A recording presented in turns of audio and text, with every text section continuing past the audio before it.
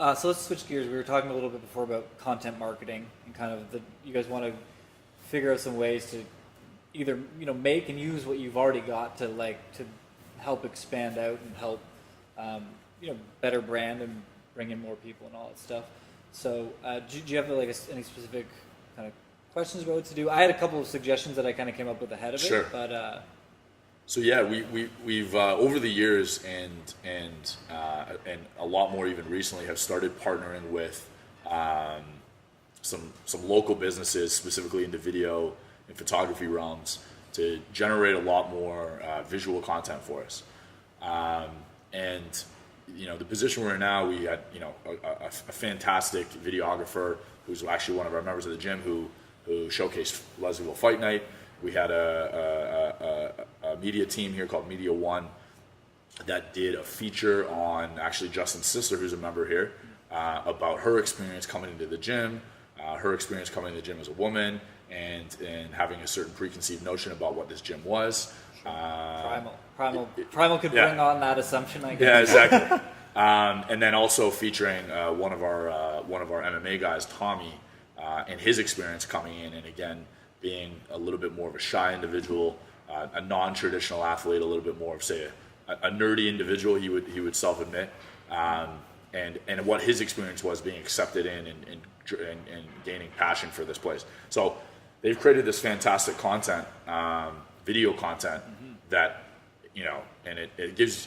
I know when Justyn and I watched it for the first time, and when we watched it for the last time, when it was fully edited and done, gave us chills. It's this fantastic video content that really shows the authenticity of this gym and the real community of it. It's not a corporate video. It's a very it's like docu-style behind the scenes feel, but very professional. Identifying, and we've got those out there in the community, identifying how to get those out there and really have the prospective members or the general population see that and have that draw them to our facility or be interested in trying out our facility is something that we definitely want to work on. As far as you can post it online and put some sponsored dollars behind it and get it out to 10,000 people, but are we targeting the right people? Are we targeting them in the right way? Are the call to actions and the content, the written content that accompanies the video content or the photography effective at helping bring someone through the door? So that's something that we want to explore more, and definitely interested in hearing your insight on that. Yeah, there's a couple of things I think the biggest, so putting it out, using some targeting on Facebook or Instagram is functional. Yeah. I think the bigger play for that is actually probably in the remarketing space. Yeah. Right? You've got one that's going to, it's a guy featured. You've got one that's a woman featured. Yeah. I think, you've got a certain amount of traffic that comes into the site. And I think you should have those videos on the site regardless. They're great pieces for people to discover. But as people are looking you up, as you're driving potential clients to either sign up for 7-day or 30-day or whatever it is. Yeah. With the ads you're running now, it probably just says, just target people who have a certain interest. Yeah. What you could do is build an audience of the people that have been on the site who have not purchased, because you've got a trigger that says a purchase happened on Facebook. So you would say people that have been on the site that haven't triggered a purchase. Yeah. And then you could even segment that ad out. So it's like if it was a woman that came to the site, have that ad, and you're almost putting it out as like a testimonial ad, like a value-driven type piece, and then the guy could be targeted on the male side, and you could do the same with YouTube.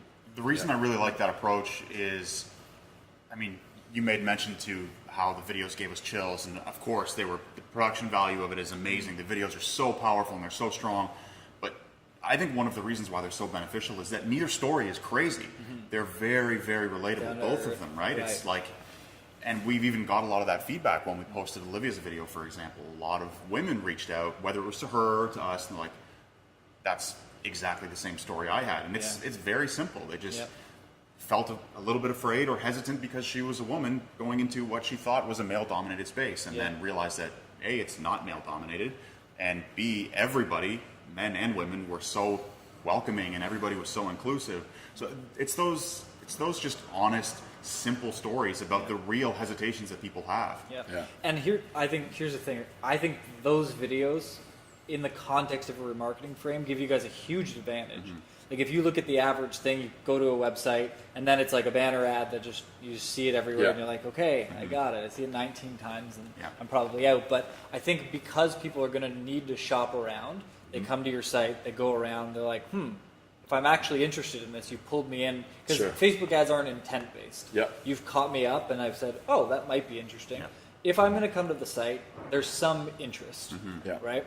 And so from there, I might be looking at other gyms now that it's on my mind. Should I go with ClassPass? Is there somewhere here? What are the other gyms that are doing it? And I think, I think in the fitness space, you guys have a unique advantage. Like your marketing's already pretty far ahead of everybody's, which is great.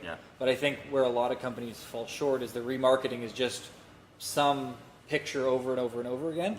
To me, that is a crusher because now it's like really speaking heart to heart. It's produced, it looks beautiful, it's got a great story. Like So yeah, that's really interesting to me because my initial reaction with video content was to use it as an opener to a new customer. I thought it would be, because it's such a powerful piece and it is relatable, like we just talked about, it would be the perfect introduction to our brand for somebody who's never heard of it or didn't know anything about it. But having reflected on it more and kind of with what you're saying, committing yourself to a 1 minute, 90 second, 2 minute video for a brand that you've never heard of before, and we know how short everyone's attention span is this day and age, is a lot to ask of somebody who hasn't heard of our brand before. So if somebody has been exposed to some of our kind of more simple Facebook ads or Instagram ads, or they've been to our site before, they've actually gone through that process, so they're not familiar with who we are. We've built up a little bit of rapport with them, and then when they are served that video ad in a remarketing fashion, they're more likely to commit to the video. And we've noticed that with the way we were targeting Olivia's video, we weren't getting as high of a length of view time as we were liking. The average was much lower than we were liking before people clicked away. So Justyn and I talked about, why do you think that may be, and what can we do to improve when Tommy's video is released to make sure that we have people watching more? And I think potentially there's a few answers, but remarketing is definitely one of them. The one way you could integrate that into the top of the funnel, because I think there is a space for it. I think one really powerful thing that YouTube just launched that we're using for every client is it's marketing by search term. Right. So I've gone onto Google and I've searched best MMA gym in Toronto. Whatever that looks like. Sure. The next time they're on YouTube, that's the pre-roll. Yeah. And it could be that person talking about a gym. Now, if it's only about MMA, you can only use MMA-based keywords. But you know what I mean? Like MMA gym in Toronto. And if you're not, I think you guys are pretty good organically anyway. Yeah, our organic SEO is pretty good. But regardless, even if they've come to your site or they haven't, maybe they've gone to a couple, maybe they went to Yelp. But when you search that on Google, you can then position that video in front of someone on YouTube the next time they're on as a pre-roll. And then it's at least they're starting with a little bit of intent. Not the brand awareness, like coming on the site, but it's still enough intent that you might get a good watch rate on that. And YouTube's dirt cheap. Yeah, I like that. Especially because putting that on YouTube too, I mean, like it's a challenge, right? Like we've got this amazing video where the production value is through the roof. Seeing it on Instagram where it's like yay big is not the greatest display of that quality, but seeing it on YouTube as a pre-roll, it's great. You're basically seeing it in its fullest form. So I think that's a great opportunity. Yeah, these videos specifically are very cinematic. So having to think about where the video content we have lives best, and I think Instagram doesn't do it justice, both in the ratio it was shot, but also the style it was shot. Whereas the larger format YouTube, or at least desktop Facebook, serves it better for sure. And you can do it right.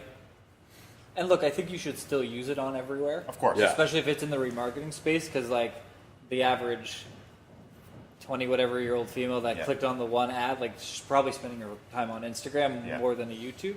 For sure. I think there's a time and place for it on all the different platforms. I think it's about the targeting and about the placement and about when it's showing up, right? Like you said, remarketing on Facebook and Instagram, especially with this type of piece of content, is super powerful. And so and it's great because so the way that you're going to put that video is you're going to embed it on the site through YouTube, right? So every view that it gets through the website, every organic view that it gets on YouTube, everyone that's pushed people to that, as well as the people, like you're going to use the same video for all the advertising, so your views are going to go up, which would help get likes, help get some comments, and so whoever's seeing that for the first time, depending on where they're coming in from, are seeing something that's already got views and engagement. I do it with the podcast all the time. If people are looking for like marketing ideas for a gym, like I'm going to have this on YouTube. That's going to cut into that. And then even if people aren't watching the whole thing, because this is going to be an hour long, even if it's too long for someone to watch the whole thing, I would rather use that as the ad than use a snippet, because the snippet doesn't count towards my total views. Right. I can have 10, 20, 30,000 views on the full video, and that was mostly people watching a minute in the ad, but it's still counting towards those stats, and it just makes the video look better. For sure. So I would, if you're going to market on YouTube, use the whole video instead of like the cut. Absolutely. Our video is relatively short. It's only a minute and a half. Both of them are actually only a minute and a half, so we would use the whole thing for sure.